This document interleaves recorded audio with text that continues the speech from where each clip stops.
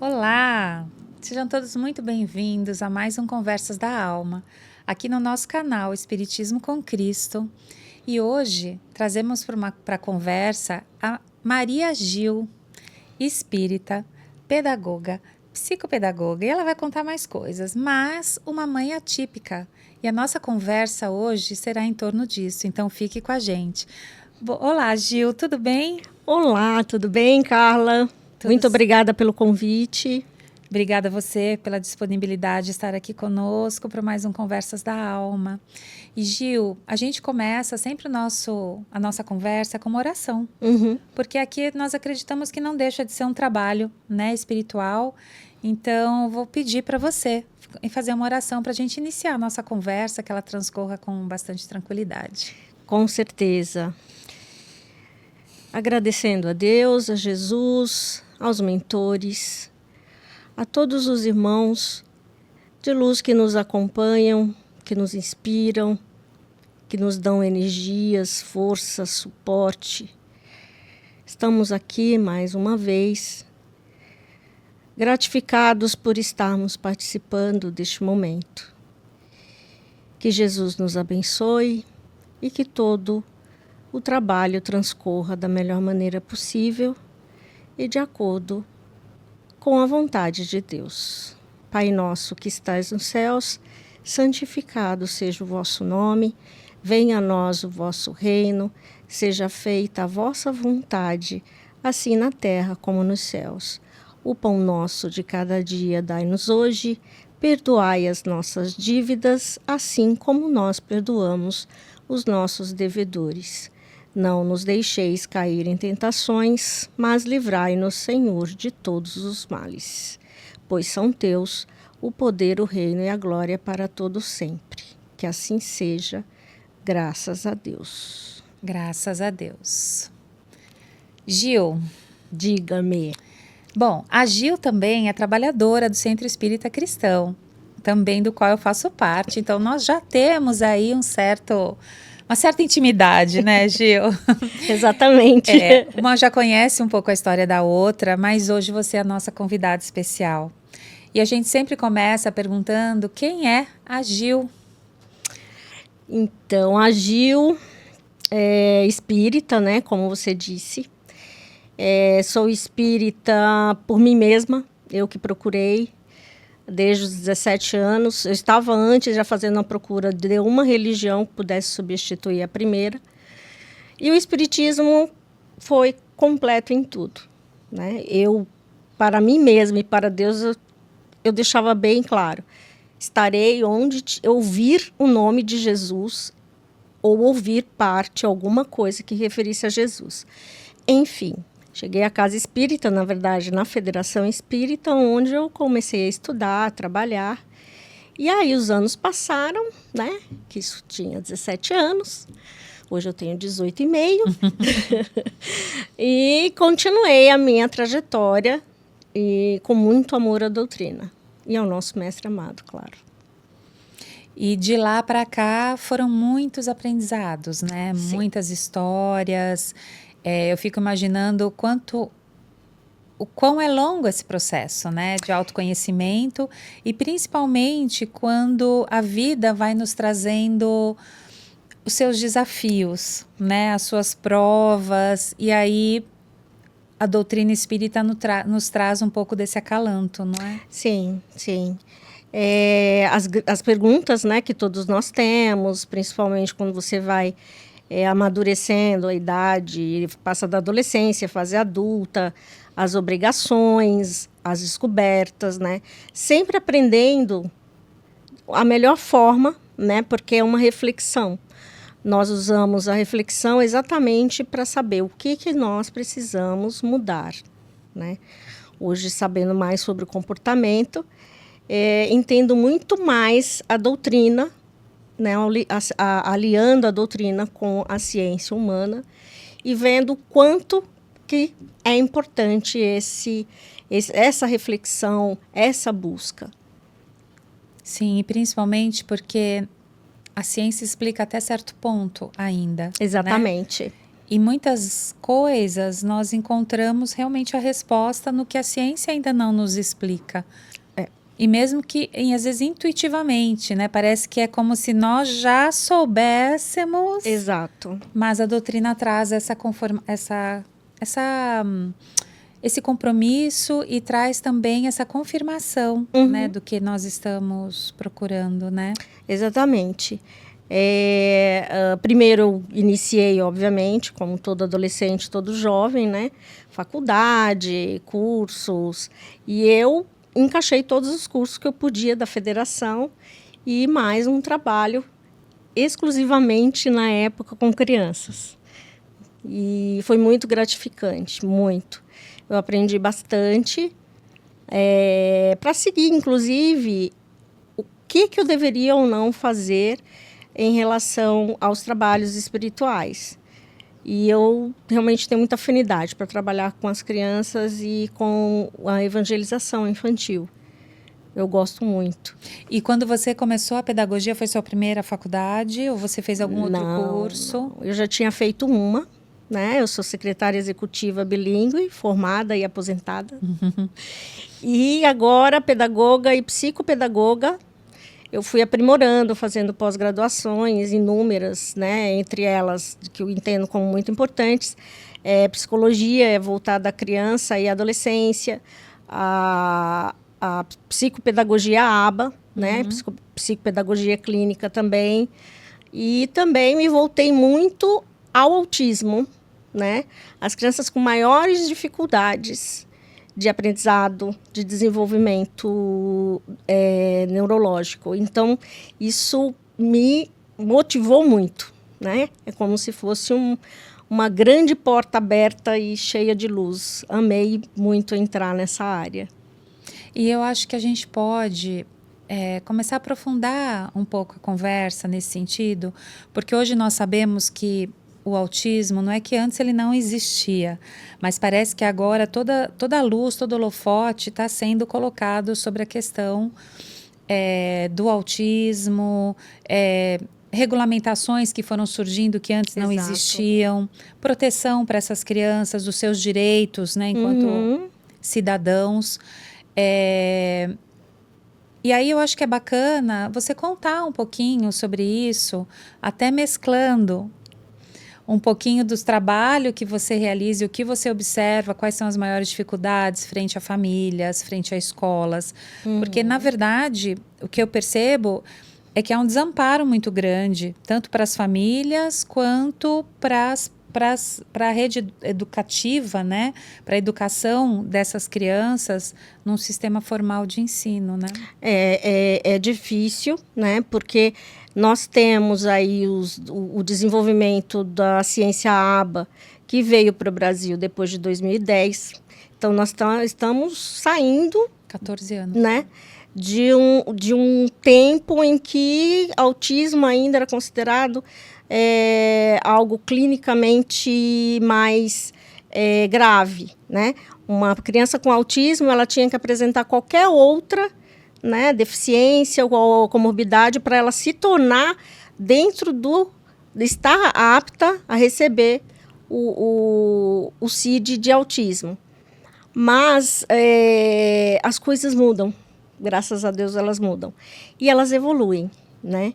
Então, hoje, com a ciência ABA, com os estudos da parte de neuroaprendizagem, neurociências, muita coisa se ampliou. Por isso que tem tanta criança que está tendo o diagnóstico. Sim. Porque pequenos detalhes que os médicos não viam, eles passam a ver. Os educadores não conseguiam ver, né? Uma criança agitada dentro da sala era uma criança agitada. Era uma criança que não queria aprender antes, né? Era uma criança que tinha dificuldade de ficar sentado e caíam sobre ela inúmeras possibilidades. Ou que é preguiçoso, ou que não quer. Esse nome é triste, eu vi estranho. Há pouco tempo. Aquela criança é estranha, né? Estranha. O autista sempre foi considerado um ser estranho, né? Fora do contexto, né? Sim. E eles têm realmente, né, uma dificuldade muito grande dessa adaptação. Porque a comunicação muito pouca ou quase nula, né? Socialmente, você precisa se expressar, você precisa saber pedir para você ter a resposta. Então, o autista, ele enfrenta uma grande dificuldade na hora que ele quer se expressar. E ele quer, às vezes, chegar e falar, mas não tem a parte de contexto, de vocabulário, de linguagem, porque a atenção deles para as coisas faz com que eles se percam um pouco no foco. Tanto que o autista, antes, né, que seria o nível de suporte 1, que era chamado o nível 1, né? Hoje é o nível de suporte 1, que é o leve, considerado leve. Tem características, né? Tem sintomas que diferenciam dentro do espectro. Sim. O leve pode ter um problema de comunicação, mas também pode ser que ele fale sem parar. Sim. E utilizando a linguagem português corretamente. Ele é capaz de te corrigir se você fizer algum erro, cometer um erro de linguagem, eles vão lá e corrigem. Então, depende do hiperfoco, né? Meu filho autista, 15 anos, ele tem, seria considerado nível 1 de suporte, mas para algumas habilidades, ele é nível 2, porque ele precisa de suporte para inúmeras coisas no dia a dia. Planejamento. O planejamento é 0. Organização das atividades também, a gente está ainda trabalhando nesse contexto, né? Com todas as terapias que ele tem, todo o suporte, graças a Deus. Isso faz com que ele desenvolva essas habilidades, mas vai ser logo? Ninguém sabe. Pode ser ao longo de 5, 10 anos, ele já consiga suprir tudo aquilo. Desenvolver algumas estratégias para driblar essa questão, né? As funções executivas são muito prejudicadas, né? E a gente pensando nisso que você falou, né? Bom, eu também sou educadora, para quem não sabe, também sou pedagoga. E, lógico, passaram pela minha vida inúmeros autistas, sem eu muitas vezes saber que eram, porque há 30 anos atrás você não sabia, né? E você tentava fazer o que a tua intuição mandava na época, mas mais recentemente, às vezes eu tenho a impressão, nos últimos casos que passaram, enfim, pelas minhas mãos, que parece que a linguagem deles, a gente vai usar um pouquinho do Piaget, parece que fica no operatório concreto, né? Então, eles não têm figura de linguagem, eles não têm aquele duplo sentido, eles não entendem ironia. Não. Então, eles são literais. Então, o melhor jeito de se comunicar com eles é sendo também literal, né? Com os famosos pingos nos is, bem claro, linguagem direta, linguagem clara, né? De preferência objetiva, visual. Sim, porque eles não conseguem. Eu lembro de uma criança que passou por mim, que todo mundo ria e ela vinha me perguntar, mas por que eles estão rindo? Eles são ingênuos a certo rindo? Ponto. Porque eles não entendem a piada, né? E aí a gente vê a nossa linguagem, principalmente, não vou nem falar portuguesa, mas a brasileira, utiliza muito isso, né? Nós somos muito eloquentes na nossa linguagem, usamos muito a sátira, a ironia, a brincadeira, a forma coloquial, as gírias, e que para eles acaba ficando árduo, é bem difícil, né?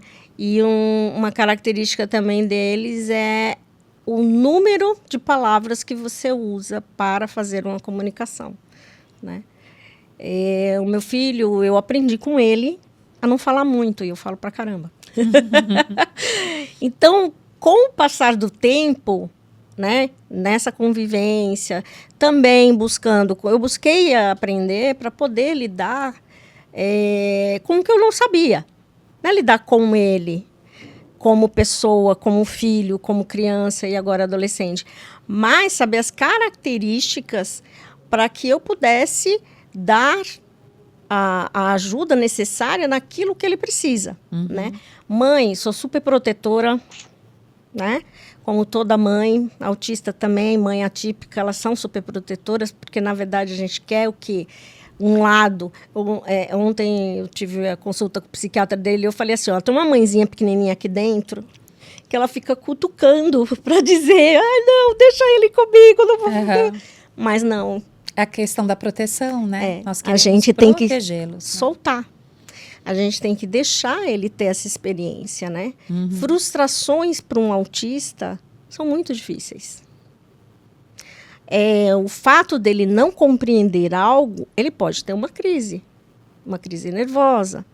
O limite de crises, por exemplo, acalmar, muitos nós temos que intervir isso em consultório, né, como um terapeuta, trabalhar esse comportamento para que ele consiga, com o passar do tempo, mudar o comportamento de crise prolongada, né? Porque chega uma hora que eles não param e aí começam a se machucar, a bater cabeça, a se arranhar. Então é perigoso. Sim. Essa hora a gente contém a criança para que ela não faça, não acabe não se machucando. No entanto, existem detalhes no decorrer da vida. Até uma determinada idade, a crise é de uma forma. Quando passa para a adolescência, né? E aí muitos autistas que hoje estão se descobrindo com 40, 50 anos, nossa, o médico deu lá o laudo autista. Por quê? Porque ele passou a vida inteira criando estratégia para ele conviver. Sim. E aí ele era considerado esquisito, o cara que fica sozinho, que balança o corpo, né? Com a estereotipia, que fica nervoso, que explode, né? Quantos não perderam emprego com a idade adulta? Sim. Porque eles têm explosões que as pessoas ficam olhando. O que aconteceu? A forma de falar é uma forma diferente, é mais alta, né? É mais incisiva, é como se você estivesse brigando, você estivesse recebendo, né? A pessoa do outro lado fala, nossa, por que ele está nervoso? Né? Aí ele vai me atacar. Eu já ouvi isso, né? Então, as pessoas não sabem lidar. Não sabem lidar. Você sabe que um colega meu, ele um dia chegou para mim e falou assim, Carla, eu nunca quis ir atrás do laudo, mas se eu for, eu tenho certeza que eu sou. Ele falou, né? Ele é muito tranquilo hoje. E aí ele falou assim, eu olho para os olhos das pessoas porque eu aprendi que eu tenho que fazer isso, mas os olhos das pessoas não me dizem nada. Quando ele me disse aquilo me doeu de um jeito, porque eu me coloquei no lugar dele, porque a gente olha nos olhos das pessoas porque é a conexão de alma, né? E aí ele falava assim, eu sei que eu tenho que olhar para os olhos das pessoas, então eu olho, mas eu não entendo, tipo, o olhar das pessoas, né? Então, eu acho que é uma grande prova para nós de empatia, de tentar aprender a se colocar nessa lógica que é diferente da nossa, nesse modo de se manifestar que é diferente do nosso, desse modo de se comunicar que é diferente do nosso. Exato. Né? E até essa questão de ser atípico, típico, às vezes me traz umas reflexões, né? Porque, na verdade, né? somos seres, né? Somos seres. Quem é atípico? Quem é típico? Eu fico em dúvida humanos, já. Porque, na verdade, a gente, lógico, tem que falar do autismo, das pessoas autistas, das suas dificuldades nessa questão de relacionamento, principalmente, mas acaba virando um rótulo, como se a pessoa fosse unicamente aquilo, né? Exato. E a gente deixa de ver o ser. Então, eu acho que é um convite hoje aqui no nosso Conversas da Alma, principalmente porque essas pessoas são espíritos, né? São espíritos encarnados que vieram com essa prova, com essa missão, né? Para si, às vezes para a família, para o entorno, para ensinar muitas vezes, né? E aí a gente fica pensando, por que agora tem tanto autista? Ah, agora parece que virou moda, todo mundo é autista. Eu já ouvi essa frase também. Então, esses jargões, eu acho que a gente tem que refletir e olhar com cuidado, né? Com cautela. E acaba o quê? Deixando de lado a possibilidade, quando alguém fala isso, de procurar saber o que é. E o diagnóstico, ele não é fácil. Não é fácil. Eu já era espírita, eu já tinha conhecimento espiritual e mesmo assim eu precisei evoluir muito, né, com ele. Eu falo que desde que ele nasceu, ele foi me ensinando. Inclusive a ser mãe, apesar de eu já ser da mais velha. Mas saber sobre ele, né? A gente tem uma parte nossa que não utiliza, porque a gente fica muito focado em cima da criatura, mas assim, é algo que não é pensado, é automático, né? Automaticamente você vai seguindo. O que eu preciso fazer para lidar com uma crise? O que eu preciso fazer para ensinar? Porque assim, no início, como não tinha muita possibilidade, nós tínhamos poucas sessões de estimulação infantil, né? E aí a gente tinha o treino ou a conversa, né, parental com o psicólogo, mas muita coisa eu não sabia. Sim, nem eles sabiam, né? Então eu precisava ir além.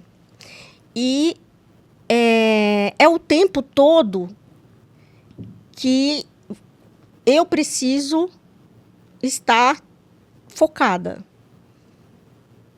né? Focada em comportamentos, focada no que sente, porque é um autista hipossensível para dor, é um autista hipersensível para sons. Então, quando eu atendi também várias crianças autistas, cada um tem uma característica. Sim. Então, por Uns isso que a gente analisa esse comportamento, né? O que nós temos que fazer para ajudar aquela criança? Então, eles têm que dizer, eles têm, na hora que você atende, que está brincando, ao mesmo tempo que brinca, a gente analisa. O que falta ali para, de repente, saber a função de um brinquedo? Que acontece muito com o autista, né? Ficar rodando ou enfileirando o carro. Então, são hiperfocos, assim, dinossauros. Eles amam dinossauros. Espaço, universo. Tudo. Hoje o Cris, o foco dele são animais mais selvagens, né? Adora ver cavalo, adora ver lobos, etc. E se perguntar para ele qual é a família, ele vai saber. Como ele sabia dos dinossauros. E também a tecnologia. Né? Ele é apaixonado por tecnologia. Isso é comum em muitos, né? Que apresentam. Sim, por conta do hiperfoco. Do hiperfoco. Eu percebo isso. A ciência me ensinou esse hiperfoco, né? Mas, assim, espiritualmente também tem uma necessidade de desenvolver algo em alguma área. Muitos dizem, né, que autistas eles são espíritos superiores, espíritos de grande sabedoria. Só que, assim, a inteligência e a sabedoria são duas coisas diferentes. São inteligentes, muito inteligentes. Né? Digamos assim, não em relação a QI, mas em conhecimento de algo que eles têm uma facilidade de aprender. Eles leem, eles aprendem. Eles leem, eles decoram. Sim. Né? Então, são habilidades muito acima. Enquanto muitas vezes nós temos que ensinar a amarrar um sapato. Nós temos que ensinar a ir ao banheiro. Nós temos que ensinar a pegar no garfo, a cortar, né? A fazer um mínimo de planejamento diário para suas rotinas. Isso, você tem que ter uma rotina visual. Você vai, 7 horas você vai acordar. Por quê? Porque ele não tem essa organização das funções executivas. como escovar os dentes, às vezes. Nós precisamos ensinar a criança autista a escovar os dentes. Né? Os dentistas que eu digo, que muitas crianças têm problemas de cáries porque os pais, sem o conhecimento, acabam não ensinando. E às vezes, muitas vezes eles não permitem também, por conta do quê? O toque, né? O gosto da pasta. A sensibilidade, né? São fatores que difícil de pensar na hora que a criança está tendo uma crise. Só quando realmente a gente passa a analisar. Bom, enfim. E voltando ao ponto do espírito ser superior, pode-se sim ser superior em inteligência. Mas a sabedoria é aquilo que a gente conquista com a parte espiritual. O que é ser sábio? É você saber tomar decisões em que o outro não saia prejudicado. Então, essa sabedoria eles precisam ganhar. Aonde? No corpo. E para ter essa reencarnação, muitas vezes eles escolhem, devido exatamente a falhas, digamos assim. Eu não vou dizer erros, porque fica muito pesado. Mas assim, existem as leis universais. Todos nós transgredimos essas leis inúmeras vezes. Sim, com certeza. Alguns espíritos sentem mais necessidade de poder resolver isso, né? De poder dar continuidade à sua evolução sem com essa perna agarrada no passado. Então, muitos escolhem. Falam, olha, eu vou escolher. Né? E eu acho que é importante a gente também conversar sobre isso aqui, né? Pensando em toda essa questão que é muito maior, né? Nós somos fruto de várias encarnações, quer dizer, o que nós somos hoje é uma coletânea de vários eus, entre aspas, né? Sim. E que não são independentes entre si, que é uma somatória, então é o que eu sou hoje nesse todo, né? Nessa integralidade que hoje eu estou vivendo aqui enquanto encarnado, e que muitas vezes, como você falou, não é um erro, mas muitas vezes, em algumas encarnações, nós privilegiamos alguma área de evolução. Então, pode ser que ele privilegie, em alguns momentos, a área do conhecimento e não esqueça, mas não privilegie tanto a parte moral. Exato. Assim como em outras encarnações, pode ser que nós, e a moralidade nada mais é também do que exercício dessa sabedoria, como você falou. Né? A gente, para exercer a sabedoria, a gente tem que ter uma moralidade desenvolvida, senão nós não seremos sábios, né? Porque, como você falou, é usar a minha inteligência, o meu conhecimento para que não prejudique os outros e que eu faça para o bem. Exato. O objetivo, né, do Cristo em relação a qualquer criatura é viver no bem. Mas para viver no bem eu tenho que ser um espírito puro, eu tenho que ser um espírito... Não.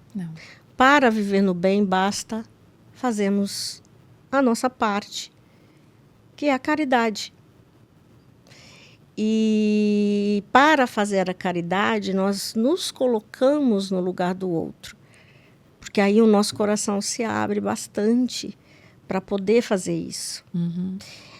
Se colocar no lugar do outro é algo que o autista não consegue, exatamente por essa dificuldade de ver o que você está sentindo, seu olho, sua expressão facial, sua expressão facial, sua fala. Difícil. Então, eu como espírita que vejo a dificuldade que o corpo, que as células compostas hoje, que trouxe o autismo devido à hereditariedade, devido ao fator ambiental, que casou as duas coisas e veio o autismo, eu percebo que espiritualmente ali tem essa semente de olhar para o outro, de querer fazer algo para o outro, né? Então, a habilidade que tem que ser desenvolvida é o quê? Estar dentro do centro espírita. fazer parte da evangelização infantil e juvenil, saber e conhecer que é Deus, história de Jesus, fazer a caridade, amor ao próximo, é a base de todo ser humano. E como que os autistas entendem isso? Você, assim, trazendo a história da tua vivência, do teu próprio filho, que frequenta a casa espírita, que sempre frequentou, como que é a percepção dele sobre Deus, sobre tudo isso que é ensinado ou mostrado nas casas espíritas? Ele aprende tudo. Mas ele aprende, você acha que ele aprende teoricamente ou ele consegue entender o que é uma caridade, por exemplo? Ele entende. Ele sabe? Ele sabe. Ele é caridoso, vamos assim falar? Ele, assim, não tem... para a gente fazer caridade, você tem que fazer o primeiro ato, que é se predispor a fazer. Uhum. Então, essa predisposição ele não tem. Tá. Mas já foi muito mais rígido no passado.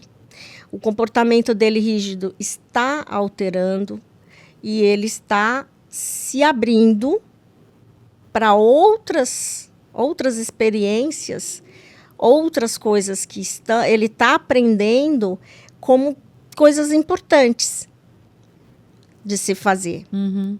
Um dia ele pode chegar, ele mesmo tomar a decisão e ir lá. A iniciativa. Pode ser que sim, pode ser que não. Mas pode ser que o quê? Se eu der na mão dele e falar, faça isso e faça da melhor maneira, ou mesmo mostrar os caminhos da pedra, porque no ABA nós fazemos isso. Nós mostramos à criança como fazer, aos poucos. Uhum. Você faz um pouco, a criança tem que participar desse processo, né? Desse programa de ensino, e até que ela faça sozinha. Né? Porque tem as fases de qualquer coisa. Uhum. Qualquer coisa que a gente vai fazer, a gente tem que pensar. Sim. Até para levantar, que é uma coisa natural, né? Inconsciente, você tem que... Tem um mínimo de planejamento. O planejamento, senão Sim. você cai, você se tropeça, né? Bate a cabeça em algum lugar, enfim. Então, a prática da caridade tem que ser algo que ele veja. E nada mais do que o exemplo. Entendi. E a minha grande preocupação, né, não é só ensinar, mas o exemplo. Ele viver, né? Ele tem que vivenciar Sim. aquilo que é importante. É importante para mim, eu explico os porquês, e é importante fazer. Minha filha mais velha, que também provavelmente está dentro do espectro, ela faz. Ela já desde que nós entramos no centro, acho que não deu 2 anos, ela já estava trabalhando com as crianças, já estava engajada. Então, a prática em si, né, de fazer sozinho, ainda vamos ter um caminho aí a percorrer. Mas o espírito compreende isso. É isso que eu estava pensando. O espírito compreende. Porém, o corpo, ele não funciona na mesma vibe. Máquina, a ferramenta não está lá, né? Ele pode, mentalmente, como eu vejo que dá muita angústia, pensar, saber que tem determinada coisa que pode ser feita por ele, que ele pode ir lá e fazer, e ele acaba o quê? Se distraindo com outra coisa. Troca o foco. Ou a fuga mesmo, né? Para não fazer aquilo. Porque exige um planejamento. Sim, um que ele não esforço maior, tem. Né? Então, tudo é uma questão de treinar. Agora, com essa fase, né? Que ele já está engajado demais na parte de tecnologia. Então, nós pais vemos que ele vai seguir mais ou menos esse caminho. Pode mudar? Pode. Mas muitas coisas vão despertando. né? É porque, como você falou, são hiperfocos, mas não são para sempre, né? É. A criança passa por fases. Então, teve o hiperfoco do dinossauro, quer saber tudo de dinossauro. Aí parece que chega um dia, esgota aquilo, aí ele vai para outro tema. Exato. Mas existe realmente uma tendência que já é mostrada em dados até de que muitos vão para essa área de TI realmente. Por quê? Porque é uma área mais lógica, né? Aquela questão de algoritmo, é tudo preto no branco, vamos assim dizer, né? Ele fica interagindo mais com a máquina e não com pessoas. Isso é um processo isso também. ajuda para ele que tem dificuldade nessas leituras e nesses relacionamentos. Agora, eu queria trazer um pouquinho mais para a conversa, porque você foi para essa área, essa especialização, em virtude da questão de que você queria aprender a lidar com seu filho. Exato. Agora, fala assim, nasceu, agora o que eu faço, né? É. Que eu acho até que é uma questão de que muitas famílias passam, né? E a gente percebe que as famílias vão se tornando especialistas, até por não ter essa rede de apoio ainda formalizada e acessível para a maioria delas. Então, as mães, os pais vão na luta atrás de informações, entender de que forma melhor pode ajudar o seu filho. Mas eu queria trazer duas questões para a gente conversar. A primeira, o que a espiritualidade tem trazido sobre isso, porque já tem autores falando, explicando um pouco mais, para que a gente também saia do senso comum, dos jargões que são escutados, né, nas mídias aí, e que a gente não sabe o quanto isso é veracidade, o quanto isso é falácia. Então, essa é uma primeira questão, que você trouxesse informações dentro dessa sua pesquisa pessoal. E a segunda você acha de que forma que as casas espíritas podem acolher melhor essas famílias e essas crianças ou adolescentes, enfim, adultos também ativos. Tem bastante. Então, na literatura nós temos inúmeras obras, inúmeros livros muito bons.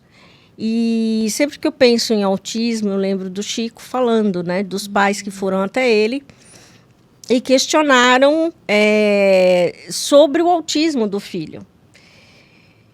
Exatamente, o Chico dizia a parte espiritual. E o Chico viu esse espírito com grandes dificuldades no passado. E ele, como provavelmente, pela descrição, era um autista num grau de suporte mais profundo, né? Provavelmente 3, não verbal, comunicação prejudicada, o que acontecia? Ele balançava o corpo. E o Chico até falou para os pais, olha, esse comportamento, eu estou colocando essa palavra, mas ele não usou exatamente isso, é porque o espírito, ele quer sair desse corpo com grandes dificuldades. E isso sempre ficou na minha cabeça, porque faz muitos anos que eu vi isso. Aí, de repente, eu tenho filho autista. Lembrei do Chico. E assim, aí eu fui buscar toda a literatura que eu podia absorver. E livros, inclusive, de médicos espíritas que escreveram e deram esse parecer, né? Acho que tem psicóloga também, se eu não me engano. A parte espiritual, ela vem de acordo com esse mapa genético, com esse plano reencarnatório. Então, o autismo ele não acontece só no corpo.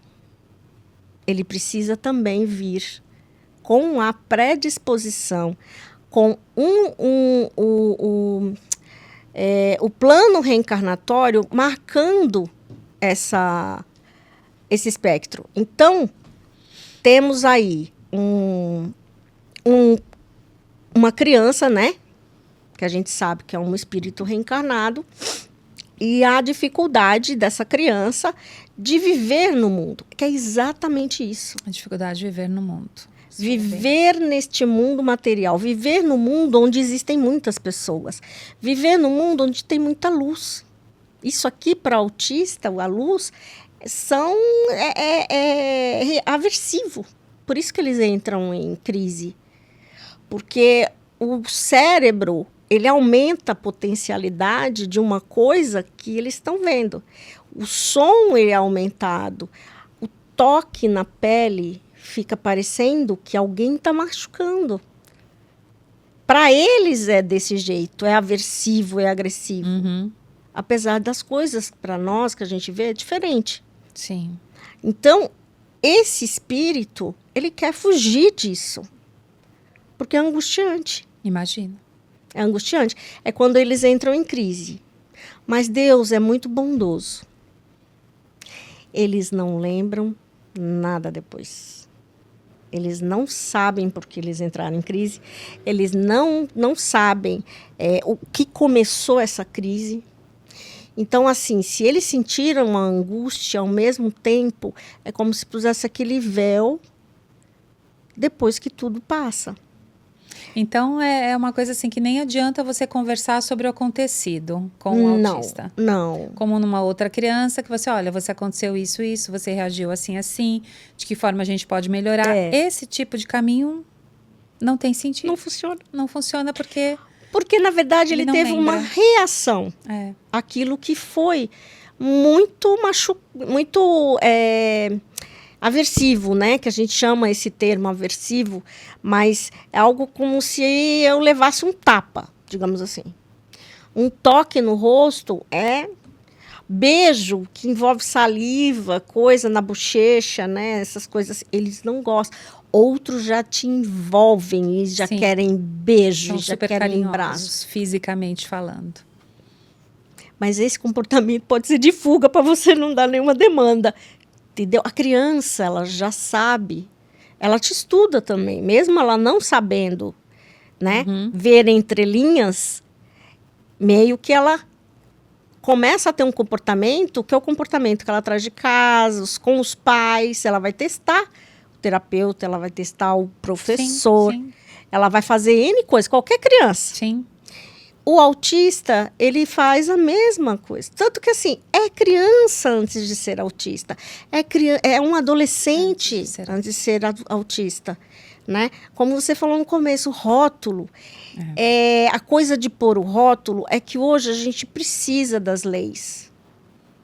Eu preciso da lei que dá suporte para que meu filho se desenvolva. Sim. Como as outras crianças se desenvolvam. Né? Mas, assim...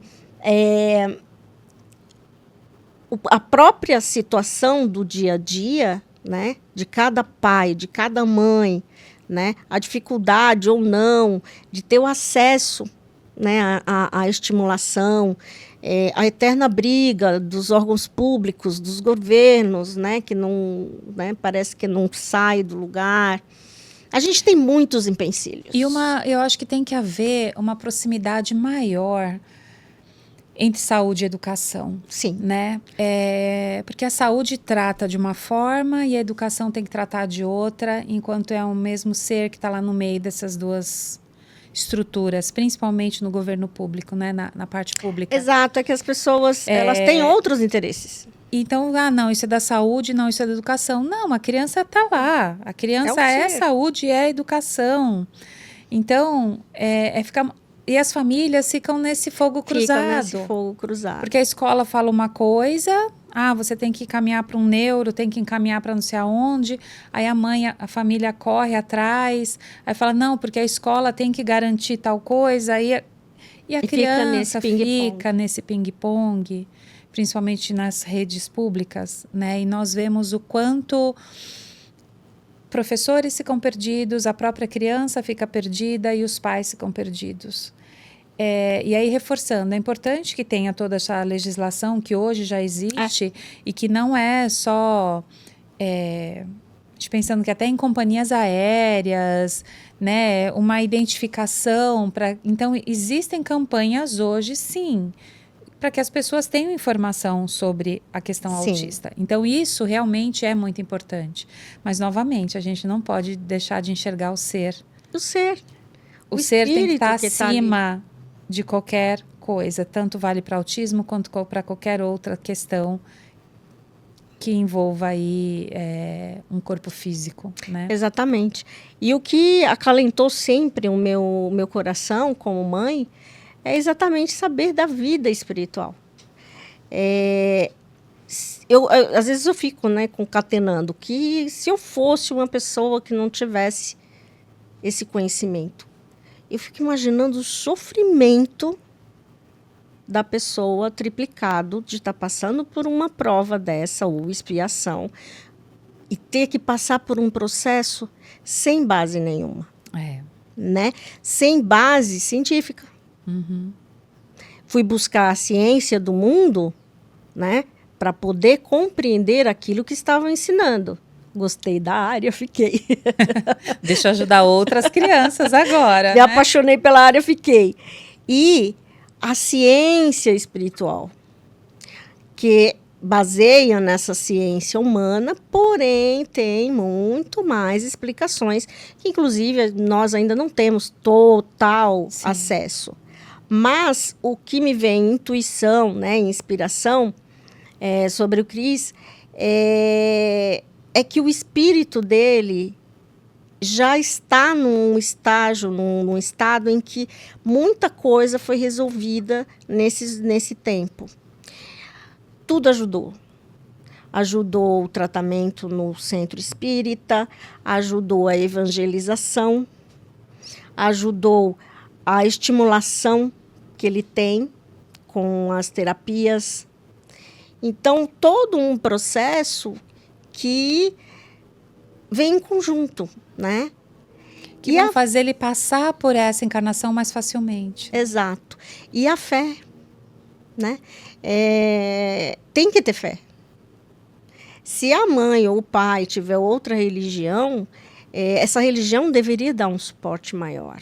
Mas, infelizmente, nós dependemos de pessoas e pessoas falham na hora de falar de algo que não conhece. Que não conhecem, essa questão. E aí pode colocar um estigma numa família e aquilo ser algo mais difícil do que a realidade traz. Porque é uma convivência. É a mesma coisa, não tanto, mas assim, fazendo um paralelo, uma pessoa que possui uma deficiência física. Ela precisa se adaptar a determinados contextos, né? Se falta o braço, ela vai usar mais o outro. Se faltam as pernas, ela vai usar mais os braços, etc. Né? Então, é essa adaptação no mundo que o autista, muitas vezes, ele não aceita muito. Né? Então, ela varia bastante. E você acha assim, porque, como você mesmo disse, né, de frequentar outras religiões, de procurar uma ajuda, e que a religião são feitas por pessoas, por seres humanos, e por isso mesmo são passíveis de falha, né? Porque nós somos imperfeitos. Mas de que forma, assim, o que eu queria era deixar uma mensagem para quem está assistindo.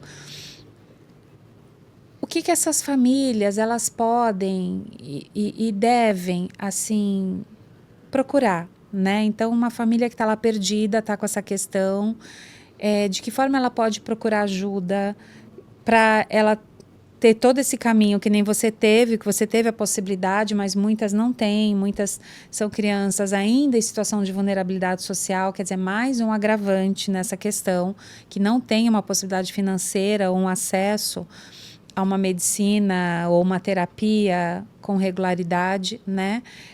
Mas de que forma, na verdade, essas crianças podem ser ajudadas? Porque eu penso que é um grande chamamento para nós, enquanto sociedade, de acolher essas crianças, de acolher esses seres, né? Porque essas crianças crescem.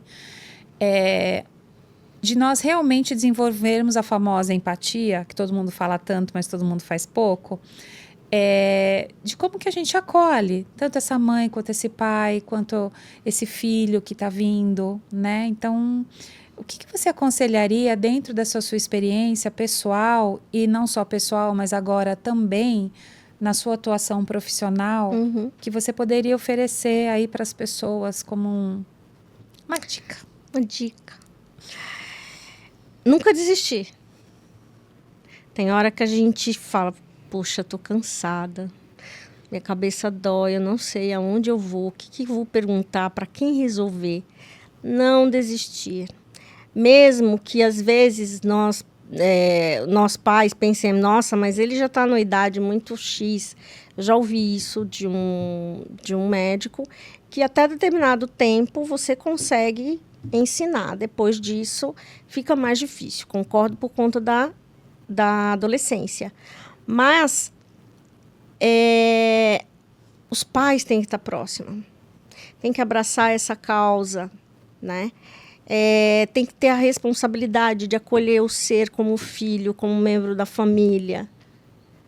Os em volta não entendeu, está disponível a explicar determinadas coisas para poder conviver com a criança, responder ao que a criança precisa, né? Existe um preconceito grande que o autista, dependendo do lugar e dos barulhos das pessoas, muita gente envolvida, a criança entra em crise, né? Entra em crise, ela chora, ela grita, ela esperneia, ela pode se machucar, bater cabeça.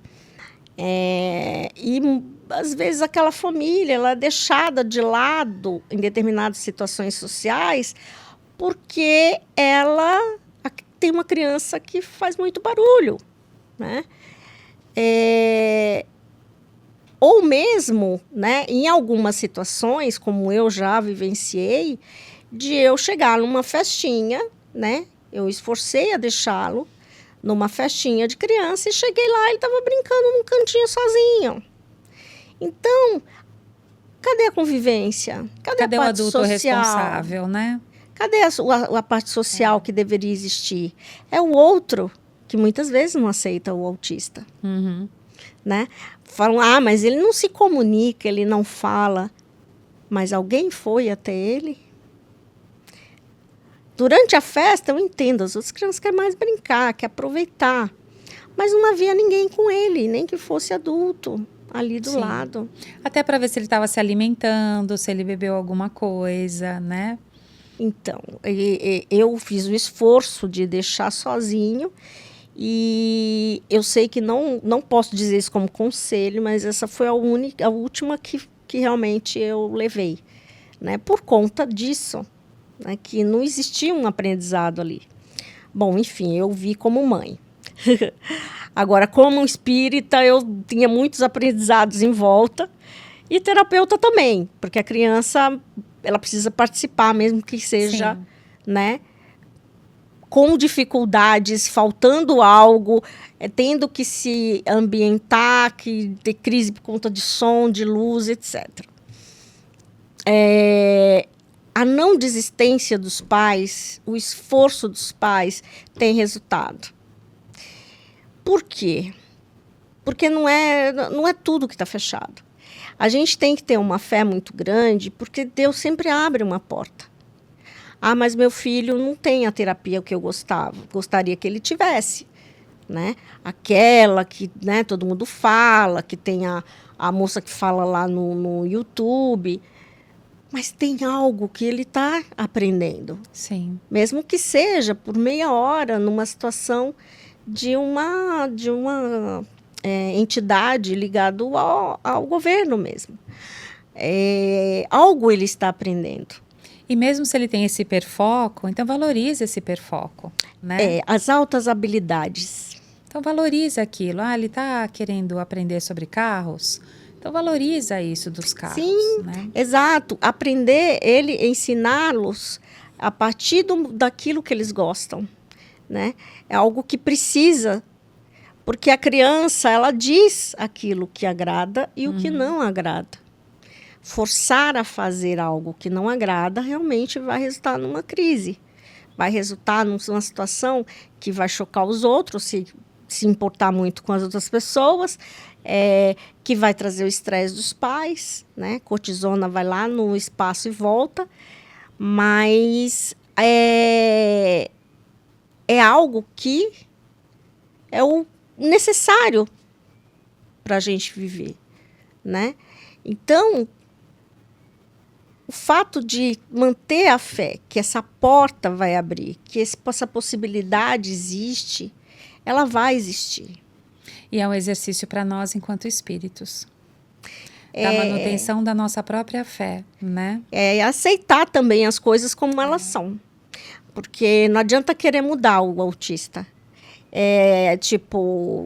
Já ouvi e já vi em vários grupos, né, em várias situações, professores falando também de coisas meio mirabolantes, né? A cura do autismo, o remédio tal, a terapia... No... Dietas nutricionais. Isso melhora o organismo, né? Porque o autista, ele tem a parte gástrica muito sensível, né? Eles normalmente têm muitas alergias também. Mas é algo que é do espírito naquele corpo e daquele corpo que tenha a necessidade ou a dificuldade. Então, aceitar. Mas está muito difícil, estou cansada. Procurar ajuda. Toda mãe, todo pai precisa de ajuda. Sim. Mas eu não tenho dinheiro, não tenho como fazer uma terapia. Sim, pode acontecer. Mas o que eu também busco fazer com os meus pais é a parte parental, né? É fazer um momento, a reunião, uma vez pelo menos ao mês, para falar sobre essa criança, né? Ou sobre o que vai ser ensinado, até onde já conseguiu, e ouvir esses pais. A escuta, né? Porque os pais ficam de lado, né? A criança está lá. Você sabe se tem rede de apoio para... Hoje já existe... Assim como nós vemos essas redes de apoio para familiares que lidam com drogas, familiares que lidam com violência doméstica, né? Que a gente sabe que existem esses grupos gratuitos. Já existe esses grupos de apoio às famílias? Que fosse tipo, orientação parental. Um momento de conversa mesmo, né? Que se reúne, todo mundo vai falar das suas questões, um vai aprender com o outro, vai entender que você não está sozinho. Não existe ainda. Não, a orientação parental é uma coisa também um pouco mais nova, né?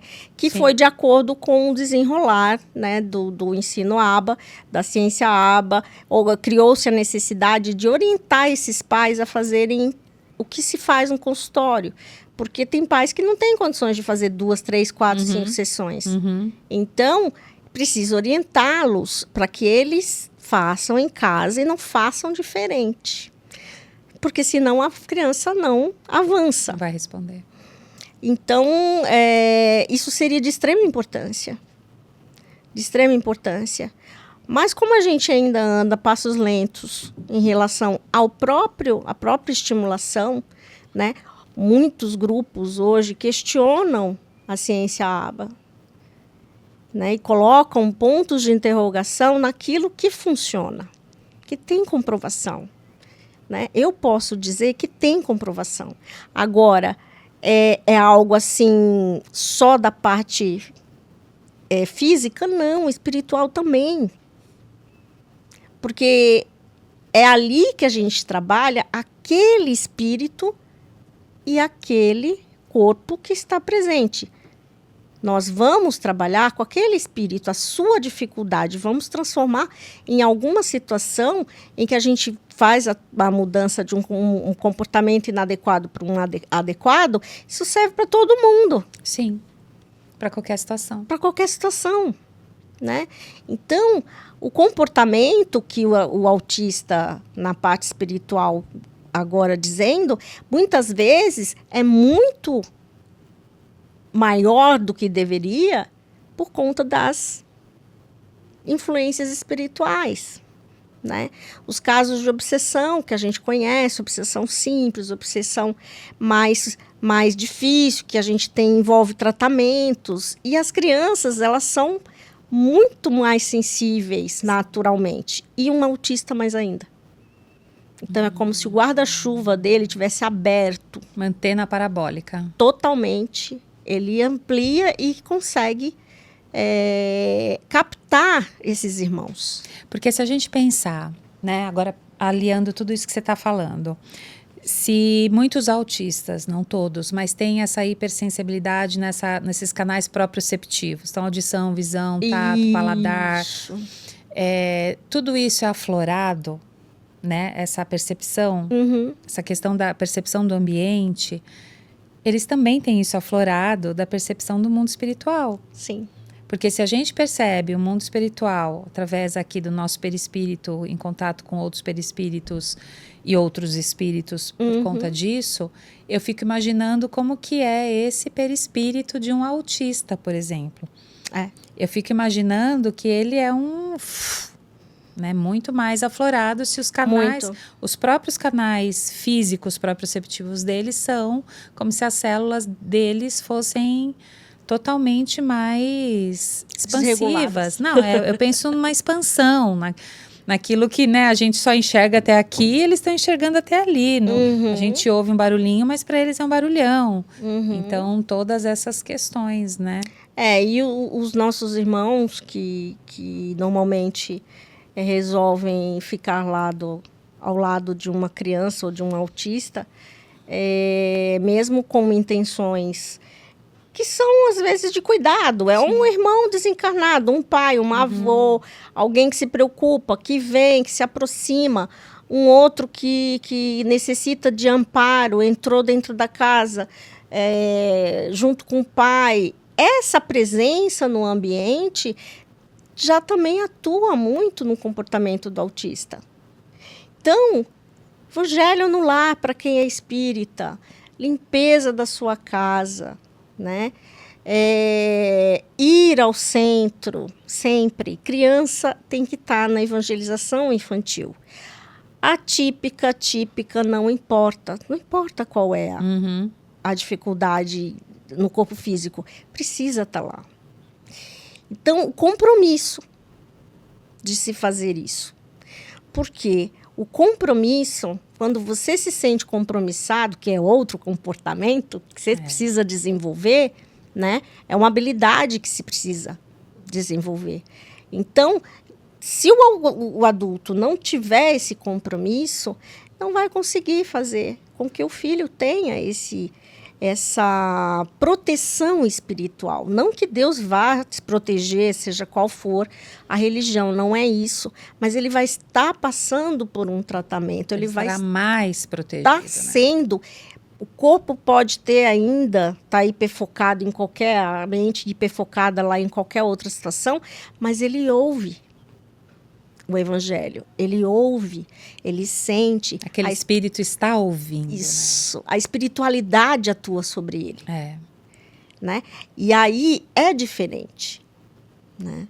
Ele pode ter crises? Pode, porque o espectro dá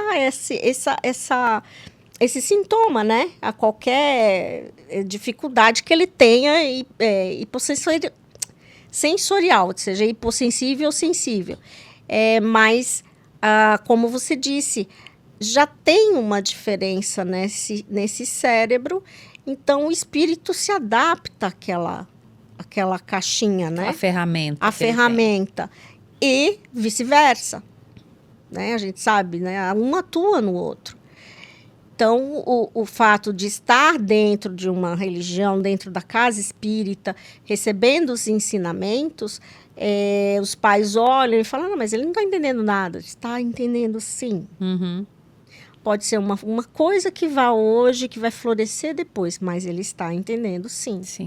Né? E como qualquer outra criança, precisa dessa vivência, né? Dessa base. Porque sem Deus a gente não é nada. E eu penso, sobre tudo isso que a gente está conversando, o que me vem assim é que é uma grande prova de amor, né? Para a gente aprender a amar. Então, os pais, para aprenderem a amar aquele filho diante das possibilidades dele, então eu te aceito do jeito que você é. Que é como Cristo fazia, né? Eu te aceito do jeito que você é. Assim como ele falou para todos, falou para Madalena, eu te aceito do jeito que você é. Então, eu vejo como um grande ensinamento, até primeiro para o núcleo familiar, para os próximos, mas para a sociedade. Então, como é que a gente vai provar que a gente ama, né, o nosso amor ao próximo, o famoso amor ao próximo, se a gente não consegue nem aceitar a diferença? Né? A diferença que são seres, que estão encarnados, são espíritos e que necessitam da nossa ajuda e que só vão eu acredito, superar, principalmente com o amor, né? Com o amor dessa família, que mesmo ele não entendendo o que é o amor, ele sente. Ele sente. Ele sente. Tá ali, tá? É energia, é doação. Uhum, Porque a gente doa o tempo todo. sim. E eles também, com essa energia, eles também abrem as portinhas, né? Para quê? Para que tenha uma atuação.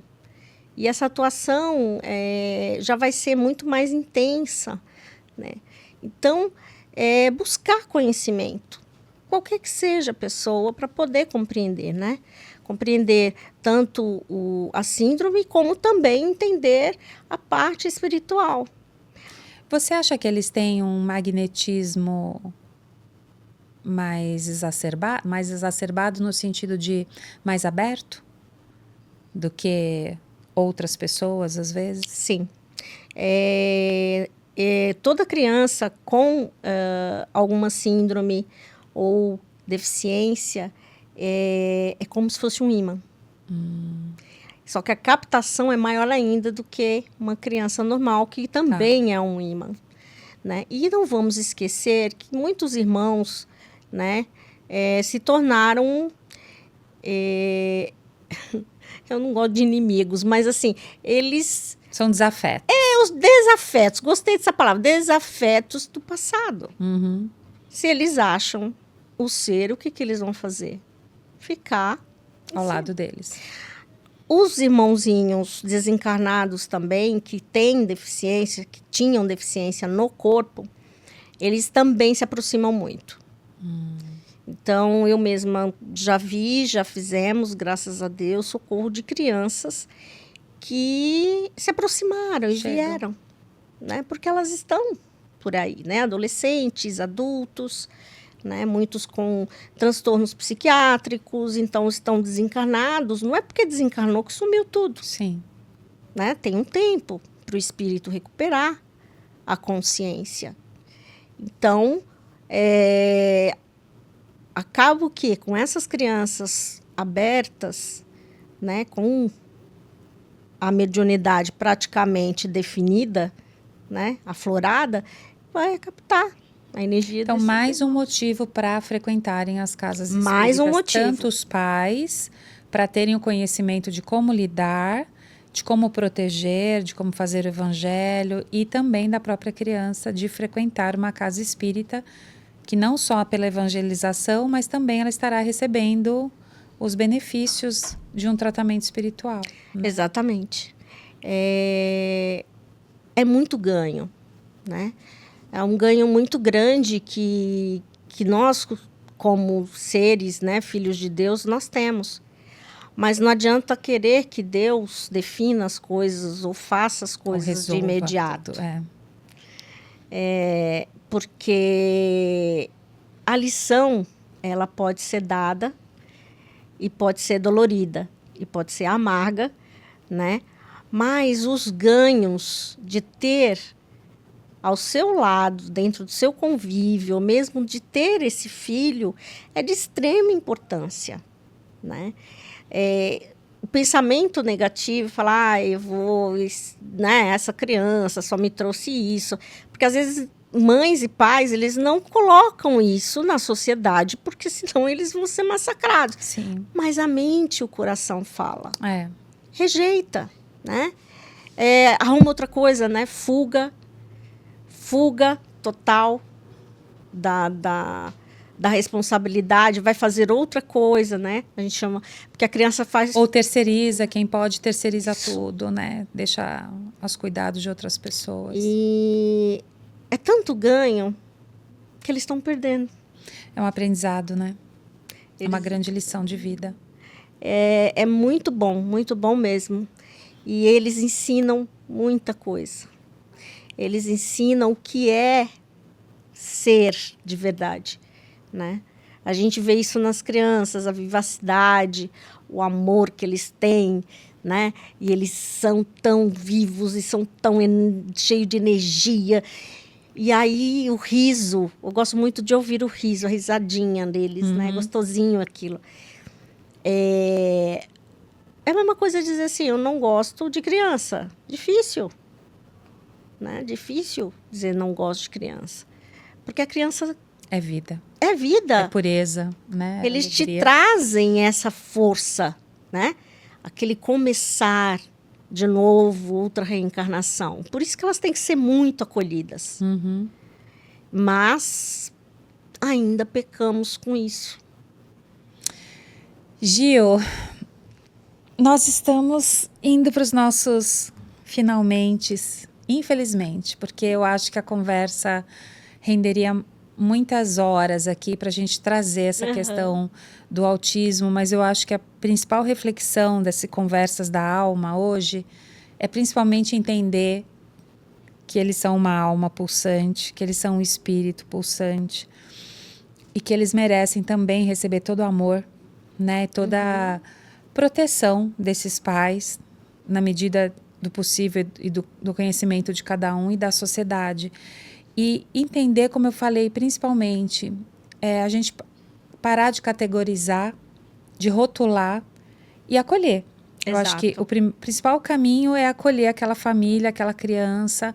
Então, se você tem um autista, né, na família, no seu bairro, na sua rua, no seu prédio, né, comece a se oferecer muitas vezes como uma ajuda para essa família, para essa mãe, para esse pai, né, que só de possibilitar a escuta dessas pessoas, elas já vão se sentir acolhidas, né, de sentar, escutar a história delas, escutar as dificuldades dela, pensarem talvez em caminhos possíveis. Então, acho que esse já seria aí um grande exercício. Gostaria, então, mais uma vez, de te agradecer. E eu agradeço também a oportunidade. E caso você queira finalizar, falar alguma coisa, nós deixaremos livros na descrição do vídeo, que a Gil já leu, gostou muito. Para quem quiser se aprofundar e saber mais sobre o assunto, então lá na descrição do vídeo a gente vai colocar depois a sugestão de algumas leituras. Fantástico.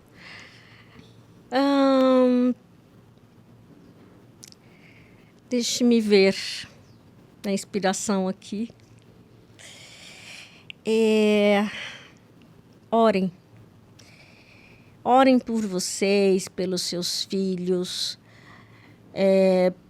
pelos seus... aqueles que vocês amam, aqueles que vocês têm alguma diferença. Não importa. Orem, porque a oração nos dá sustentação. Principalmente quando a prova é básica, aquela que encoraja. Não vejam como uma coisa pesada, não vejam como um castigo de Deus ou algo que vocês não tenham condições de suportar. Vocês têm. Vocês têm.